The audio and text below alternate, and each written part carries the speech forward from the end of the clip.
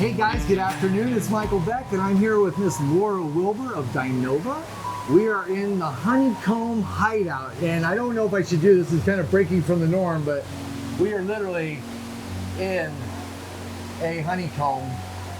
I don't know how that turned out, but we're in a honeycomb here at the Bellagio in the beautiful botanical gardens. And Laura and I have decided to set up our own version of TRL. For those of us old enough to remember what TRL was, I guess I'm calling it with Carson Daly in this sense. And I think so. yeah. So anyways, welcome to our version of TRL here at the Food on Demand Conference in Las Vegas, very last day. Yep. Well, Heading to the airport. yeah, last minute interview. So Laura, you're in a lot of great places. We saw each other last at RLC. Great show, right? Yes, absolutely. And now I see you again here at Food on Demand, and I'm starting to notice a pattern. So let's kind of dip into so it's not really an elephant in the room, but I'm curious, why is Dinova at all these things now? What's going on? What's your interest in these events? It's really just like you to learn everything we can about what's working for restaurants, best practices, and specifically for us, we're seeing a lot more demand for catering in the business dining category. So it really is the bright spot of what's happening for restaurants right now. There's so much opportunity, and just want to be a resource to our restaurant partners and to our corporate clients about best practices around catering specifically. Got it. And so for those who don't know, let's take a small step back. What does Dinova do? Let's help the community understand what Dinova is and when they should call you and what the problems that you solve are, just to make sure that people listening know why you are so important. Okay, so Dinova is contracted by global companies and government agencies to find great restaurants for their teams traveling for official company business, for dine-in, carry-out, catering, and private events. Like the expense account kind of stuff too? Exactly. It's it's 100% related to when people are paying with their company-issued credit card. And my job is to find more great restaurants to send them to. So that's why I'm here. I want to support our restaurant partners that are speaking. I want to meet new restaurant partners and hear what's important to them and see if they might be a fit for us to connect with our corporate clients. And what is it that the restaurant partners, I mean, I believe I know the value prop is they get more corporate business, right? Exactly. They are the direct line of here's your great places to eat, great places to spend time at, and for the brands, what's the benefit for the companies that are rolling out Dinova to their teams? It's really just part of their expense management function. So they have direct relationships with airlines, hotel groups, and rental car companies that they can manage on their own. They outsource the management of the dining division to Dinova because of how fragmented the dining space is. Oh, okay. So we sort of reel that all in together. I think it's so exciting. Dinova started with one company who said, hey, if we shifted our spending to this one restaurant, might they give us some sort of consideration? And the answer was yes. And now Dinova has grown to 560 global companies that have hired us to run their dining network, plus large government agencies, and about 25,000 restaurants that we're sending incremental sales to as part of the partnership. And I have to imagine the uptick in business directly associated with that is significant for the brands. It is, absolutely. It's what I love about it too is it's pay for performance, meaning there's no upfront cost. We don't get paid, and the companies don't get a loyalty rebate unless we actually drive business to the restaurant.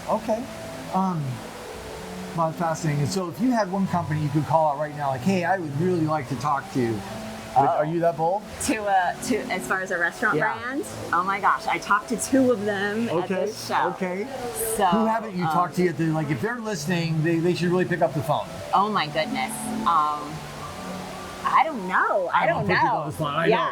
I'm going to come back to that at the end of the conversation. If you have it, great. If not, we'll figure it out. Okay, you know who it is? Who? Okay, it's Fox Restaurant Concepts. Owned by Cheesecake Factory. One of my very favorite groups. I've actually been too chicken to call on them because I'm so impressed by what they're doing, and I would love to meet with them. I am. Oh my goodness. Yes. You. I am. Okay. Yep. Okay. I know a brave guy that can knock on that door for you. Okay. Just saying. Let's get a meeting. All right, so Food on Demand. Let's just do a quick synopsis. What did you think? What was the highlight for you? What was the aha moment? Okay. what I absolutely loved about Food on Demand was Easy Cater's Catering Growth Forum. Okay. It kicked off on Monday morning, first thing. They did such a wonderful job, and just hats off to Easy Cater for everything they're doing for restaurants. Yep.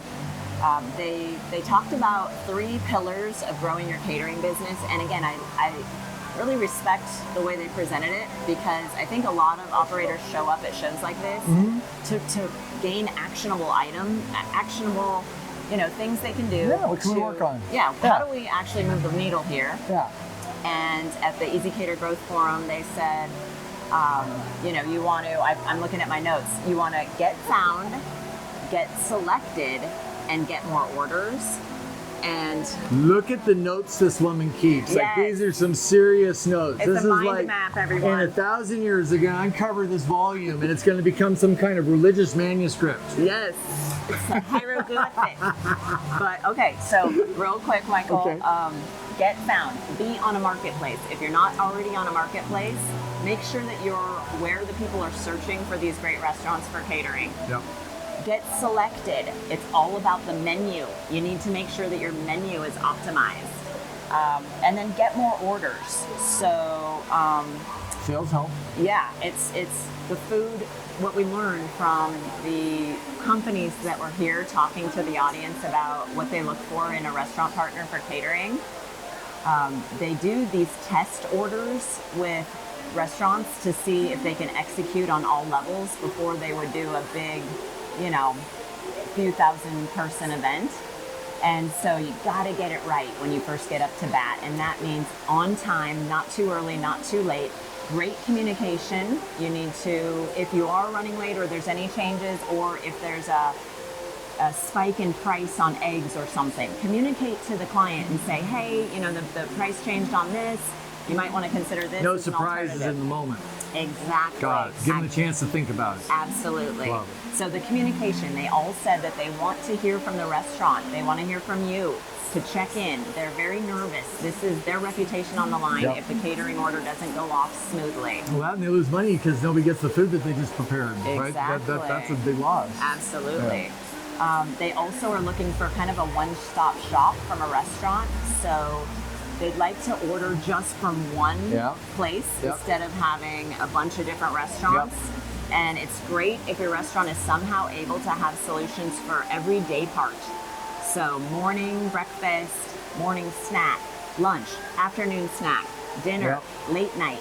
Well, then if you're paying rent and you don't have an evening day part, you can go production, ghost kitchen set up and actually produce food in that sense too, to keep that rent occupied and people in the producing. Absolutely, yeah. Hey, we're a little short on time. Okay, that's it. I have so much to tell you about catering. And I actually, loved it. this is a teaser to a full podcast that Laura's going to be on with us to talk about all these things, and we'll do a deep dive into a lot of these subjects.